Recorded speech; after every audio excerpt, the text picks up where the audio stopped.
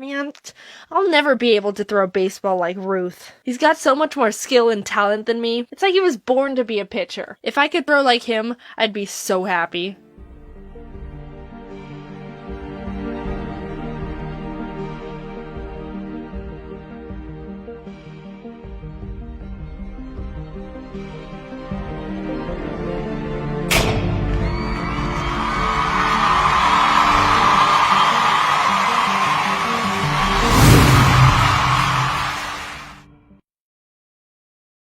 Man, I'll never be able to throw like Mason. Self-improvement seems like a simple concept, and what I've been learning the more I look into it is that no, it's not. It's all over the place, and everyone has some sort of struggle with it at one point or another, and it can be a nightmare. It's like falling from a tree. There's so many different branches you can get smacked by. Then I want to talk about it. Self-improvement is extremely important to me. Out of all the personal values I stand by, it's the one I actively think about the most. Multiple times a day, I'll end up having some sort of checkup with myself to analyze if I'm doing enough to satisfy my self-growth quota. What can I change to do better? Am I pushing myself? This isn't good enough yet. Why does everything I do look like shit? And that's the thought pattern I and a lot of people can start to spiral into. The concept of self-improvement is really positive and inspiring. Keep on working to develop yourself and you'll become a better person you could ever dream of. You can do anything you set your mind to. Go get 'em, Tiger. Yeah, woo! That sounds great. Except, there's also this one complication where some people start having unrealistic expectations and an unhealthy mindset, and when they disappoint themselves after their inevitable failure to reach their unrealistic goal, it cuts them so deeply that it impacts their self-worth right to the core of their being. Woo. I struggled with that one a lot. The I can never be satisfied with what I'm doing and don't think I deserve any recognition branch. Just a bad case of imposter syndrome, pretty much. I'd explain what that is, but I don't think I'm qualified enough to do that. There are much better YouTubers than me who are much more deserving of my position, and I don't think I'm worthy of people paying attention to what I say because my content isn't good enough, and oh. I really want to be able to play this really intense piano song because I've never done anything at that difficulty before, and I'm gonna push myself out of my comfort level.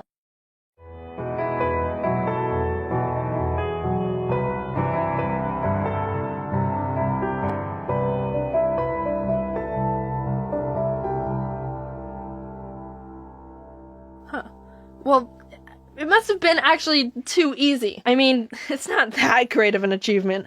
There's much better out there. Man, I suck! No, you practiced for weeks. You earned this. You should be able to be like, yeah, you know what? I'm friggin' great, and I deserve to feel at least a sliver of satisfaction for myself here. You idiot! When you're constantly looking for the next bar to hit, you can blind yourself to how far you've come. It's alright, you can actually be proud of yourself without being a cocky douchebag. Since I value improvement so much, any sense of satisfaction with something would make me worried that I was settling and I wouldn't push myself anymore. Hindsight is 20/20, and I'm able to see how actually super toxic and damaging that thought process was. I wasn't pushing myself out of passion like I thought I was. It was all just a disguise. Let's see who the culprit really was. What? Oh no! It was actually pushing myself too hard out of blind fear of becoming complacent. I got jinkied. Self-improving also pertains to self-help. You can't grow as a person when you're holding a whip to yourself. Can you whip yourself? I looked it up and ended up on a page I didn't want, but the analogy stands. You know that SpongeBob episode where SpongeBob was like verbally abusing his snail and then it ends up exploding? This is your brain on negativity. Any questions? A big trip up can also be comparing yourself to other people. There's definitely positive aspects of being inspired by people you look up to, but like most things, too much of anything can be bad. There's always gonna be people of a higher skill set than you, so you should try to identify who you are, not who to compare yourself to. I won't be exactly like Bo. He's super great, and funny, and really smart, but I'm not Bo.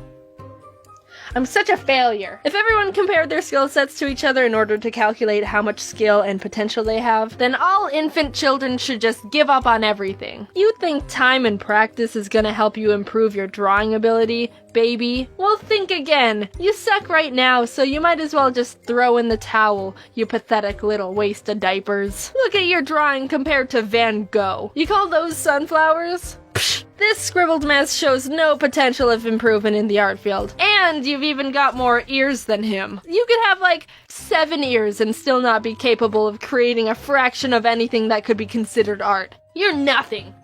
Nothing! Everyone's on their own timeline. Even if someone is the same age or maybe even younger than you, it's still not okay to compare how much further they are to you. Jeremiah was able to hopscotch to number 8 when he was 5. I'm 21 and still get tripped up at the 5 and 6 combo. It's alright. Everyone's got different variables pushing them forward and backwards. Jeremiah has 4 legs, and you've only got 1. You'll get there with enough practice, champ. You've also got to think about why you want to improve something. Is it for yourself, or because you think that's what other people want from you? If you make choices based on what others want, then oops, you played yourself. All of a sudden, in 3 years, you're hit with the realization that you don't know who you are, and you're just a living amalgamation of other people's expectations.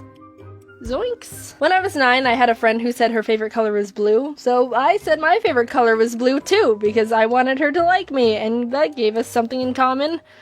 Real critical 9-year-old thinking there. For years, I kept with that pattern of becoming a person I thought other people would like, and saying my favorite color was blue, because people who like purple are freaks! Until one year in high school, I suddenly had an identity crisis and a whole mental breakdown, being like, I don't know who I am anymore.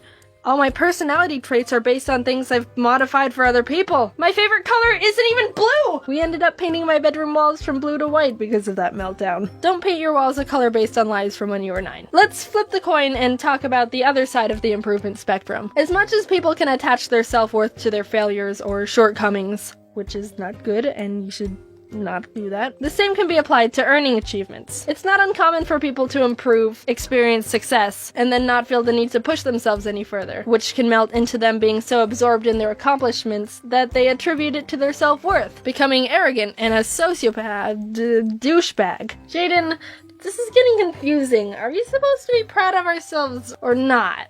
No, yes, be proud of yourself, but don't get too caught up in, it's okay. Ugh. All this stuff gets so tricky, and I swear we're all just destined to get hit by a meteor and perish. Yes, you should be proud of your achievements and improvements, but it's dangerous to link them or anything to your self-worth or personality, because that's how you either think you're as worthless as a speck of dust, or brainwash yourself into thinking you're the reincarnation of God. Just don't let your success/failure meter affect your personal behavior meter, and it'll be fine. I've asked a bunch of my friends on their opinion on what to do in situations when you've gone off the deep end and think you're all that in a bag of success chips, and we all agreed it just comes down to self-awareness. When you're surrounded in a mist of your own success and so high up on a horse that you can't hear the echoes of reality, you suck. The only person that can make a difference is your own reality check and desires to change. There's also a tendency for successful people to be surrounded by yes men and people who will always agree with everything. Isn't that right? Mm-hmm. Oh yeah, totally. Totally. You're so smart. God, she's always right. So it can be really difficult to get that window of clarity where you can actually see the consequences of who you've become. And don't get me started on how seeing criticism gets. I think you could move the eyes down more. They're a bit... You're just a hater, and I don't need you in my life! There are different methods to improvement, too. You can be actively seeking to learn more and mindfully decipher what you need to do to grow, or you can just do your thing and over time keep on perfecting your skill. There's a lot that goes into self-improvement. It's a whole balancing act of understanding what you want and not taking things personally and staying humble and not getting hit by meteors. But believe it or not, with a lot of time and figuring yourself out, it's very manageable and can become one of the strongest tools you can use to become a really balanced, awesome, humble, incredible, super cool person like me. Hey, thanks for being here. The end of the video, I mean, not alive. Well, like, it's good that you're alive, but I'm not particularly thanking you for that.